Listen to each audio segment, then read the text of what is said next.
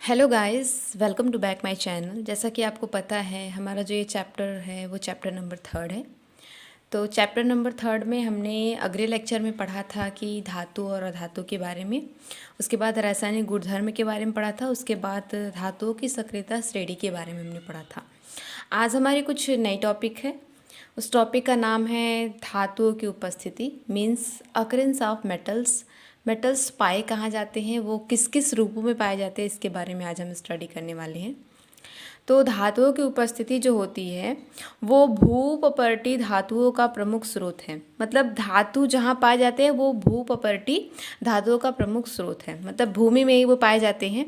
समुद्री जल भी कुछ धातुओं का स्रोत है, समुद्र के जल में भी पाए जाते हैं कुछ धातुएं।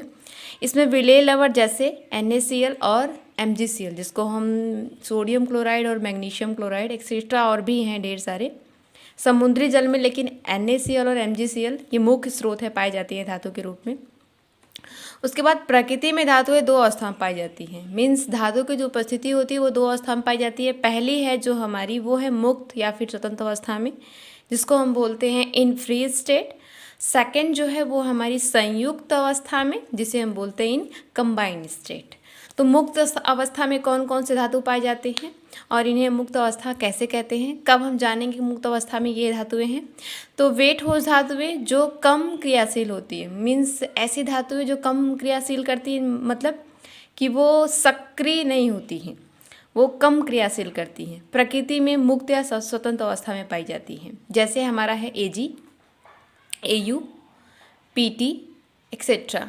तो ये सब जो है हमारे, वो हैं हमारे मुक्त या फिर स्वतंत्र अवस्था में पाए जाने वाले धातु। तो सेकंड जो है हमारा वो है संयुक्त अवस्था, means in combined state. Combined state में कौन से ऐसे धातु हैं, तो संयुक्त अवस्था को पहले हम कैसे जानेंगे कि कौन सी धातु हमारी संयुक्त अवस्था में है, तो जस्ट इसका ठीक उल्टा होगा। वेट ठोस धातुएं जो क्रियाशील होती है, मुक्त अवस्था में जो धातुएं होती है वो कम क्रियाशील होती हैं, लेकिन जो संयुक्त अवस्था में होती है वो क्रियाशील होती है, वो सक्रिय होती हैं, प्रकृति में संयुक्त अवस्था में पाई जाती है। जैसे सोडियम, सोडियम आप जानते हैं सोडियम क्रिया करके NaCl बना रहा है। कैल्शियम, आयरन, जिंक और कॉपर एक्सेट्रा, ये सब जो धातुएं हैं ये हैं संयुक्त अवस्था में पाई जाने वाली धातु। अब कुछ ऐसी भी धातुएं होती हैं, यहाँ पे दिया है कुछ नोट पॉइंट्स। कुछ ऐसी भी धातुएं होती हैं जो प्रकृति में मुक्त एवं संयुक्त दोनों रूपों में पाई जाती हैं, मीन्स कुछ सक्रिय भी होती हैं और कुछ सक्रिय नहीं भी होती, मीन्स कुछ अच्छे से क्रिया कर भी सकती हैं और कुछ कम क्रिया करती हैं। तो इन दोनों रूपों में जो पाई जाती हैं हमारी धातुएं, उनका नाम है कॉपर, Ag और आयरन। Ag मतलब सिल्वर और आयरन, उसके बाद एक्सेट्रा और सारी भी धातुएं हैं। तो तीन जो हमने धातु का नाम लिया, इसको याद रखिएगा। पूछा जा सकता है क्वेश्चन कि ऐसी कौन सी धातुएं हैं जो संयुक्त और मुक्त दोनों अवस्था में पाई जाती है, तो उसका नाम है कॉपर, सिल्वर और आयरन। ये तीन ऐसी धातुएं हैं जो कम क्रियाशील भी होती हैं और अधिक क्रियाशील भी होती हैं। उसके बाद जो हमारी अगली टॉपिक है उसका नाम है खनिज, जिसे हम बोलते हैं मिनरल्स। इससे क्वेश्चन पूछे जाते हैं खनिज, खनिज की डिफिनीशन भी पूछी जाती है और कभी कभी खनिज के डिटेल से भी पूछे जाते हैं। तो खनिज का मतलब होता है मिनरल्स। मिनरल्स मतलब जो हमारे खाद्य पदार्थ में पाए जाते हैं हमारे धातु, मीन्स इसकी जो डिफिनीशन दी है, प्रकृति में धातुएं जिन यौगिकों के रूप में पाई जाती हैं, हमारी प्रकृति में धातुएं जिन यौगिकों के रूप में पाई जाती हैं वे खनिज कहलाती हैं। सामान्यतः ये कहाँ मिलती है, मिट्टी, कंकड़, पत्थर, रेत आदि, इन सब में हमारी जो अशुद्धि में मिश्रित अवस्था में जो हमारे पदार्थ पाए जाते हैं उसी को हम क्या नाम देते हैं, उसी को हम बोलते हैं खनिज। इसका बेस्ट एग्जाम्पल है कॉपर पायराइट। देखिए इसमें क्या है, इसमें कितनी कितनी धातु, इसमें आयरन है और हमारा क्या है, कॉपर है। तो ये दो मिश्रण है धातुओं का, इसलिए इसको क्या बोल रहे हैं, इसको खनिज बोल रहे हैं। सेकेंड हम जानेंगे कि खनिज के बाद हमारी कौन सी टॉपिक है, जिसका नाम है अयस्क। अयस्क को बोलते हैं ओर्स। इसका जस्ट थोड़ा सा निष्कर्षण हम करते हैं खनिज पदार्थों का, तो उसी को हम नाम देते हैं अयस्क।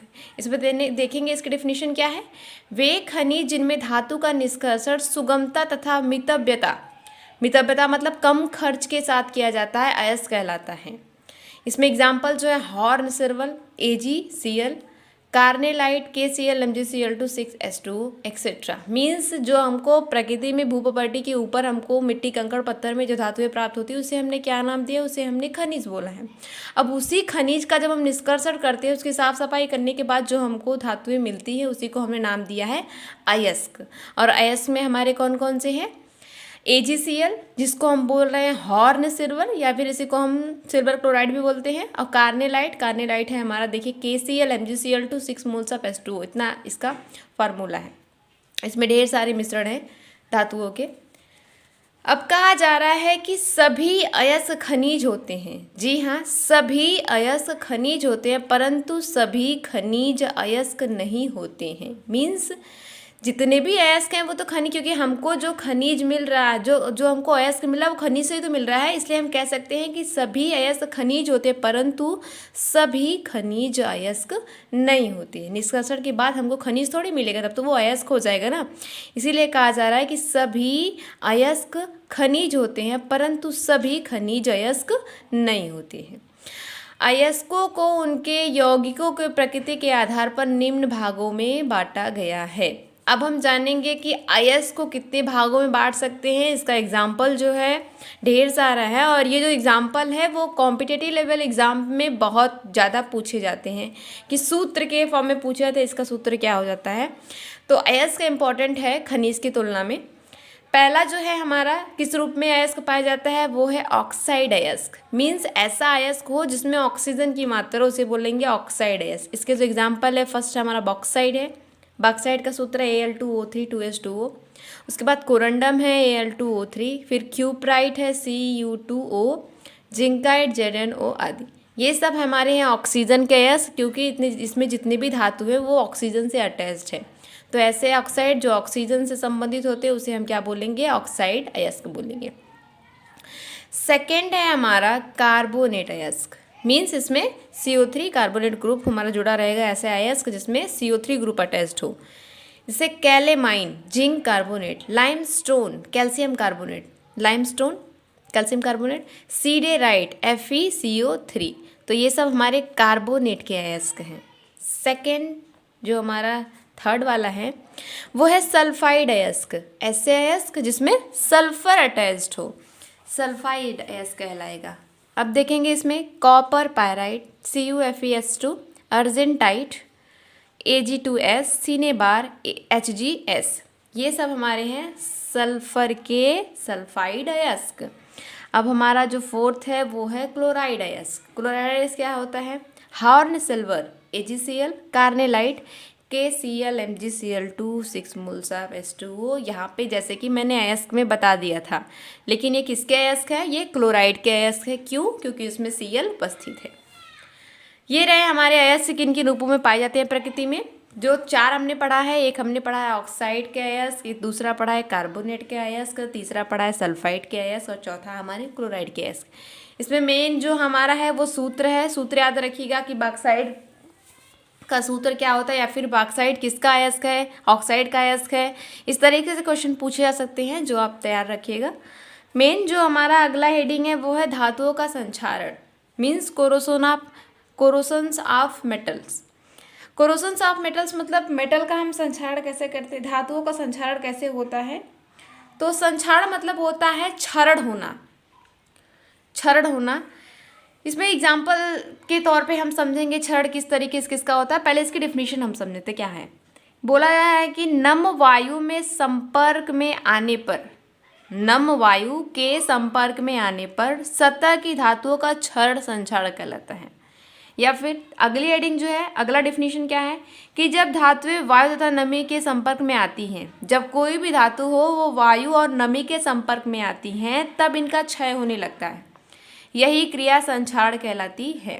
जैसे हमने लोहा है, लोहा हमारा धातु है, ठीक है, Fe, वो वायु या फिर नमी के संपर्क में आएगा तो धीरे धीरे हम देखेंगे उसका जो ऊपरी सतह है वो क्षय होने लगता है। मतलब क्षय मतलब उसकी क्षति होने लगती है, वो खराब होने लगता है।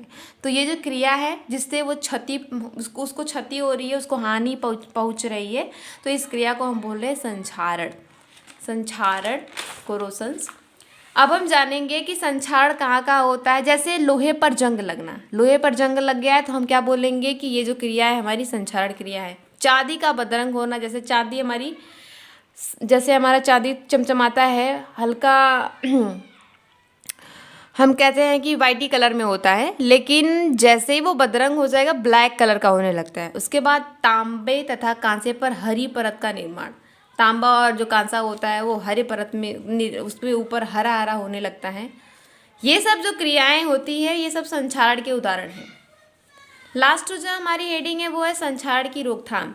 तो जब संक्षारण होता है तो हम लोग उसको कैसे रोकते हैं? जैसे हमारे लोहे की दरवाजे या फिर खिड़की है लोहे की, तो अगर उसकी जो परत है वो संक्षारण से क्षति पहुंच रही है उसको, तो हम कैसे उसको रोकेंगे?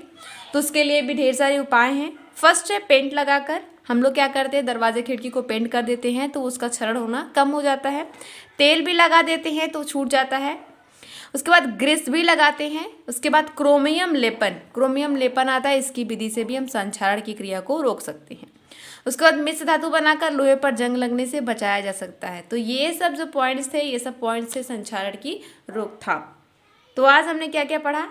आज हमने पढ़ा कि धातुओं की उपस्थिति कहाँ कहाँ होती है। उसके बाद धातुओं की उपस्थिति के बाद हमने क्या पढ़ा? संक्षारण की टॉपिक पढ़ा। संक्षारण की टॉपिक पढ़ने के बाद हमने पढ़ा मिनरल क्या होते हैं, ओर्स क्या होते हैं। तो अब आने वाली अगली टॉपिक में हम कुछ नए टॉपिक्स पढ़ेंगे। हालांकि हमारा चैप्टर जो है वो नियर अबाउट एंड होने को आ रहा है। कुछ और मोस्ट इम्पॉर्टेंट टॉपिक है जिसको हम कवर करेंगे। तो वेट करते हैं आने वाले अगले लेक्चर में। आज के लिए सिर्फ इतना ही। Please like share and subscribe my channel. Thank you.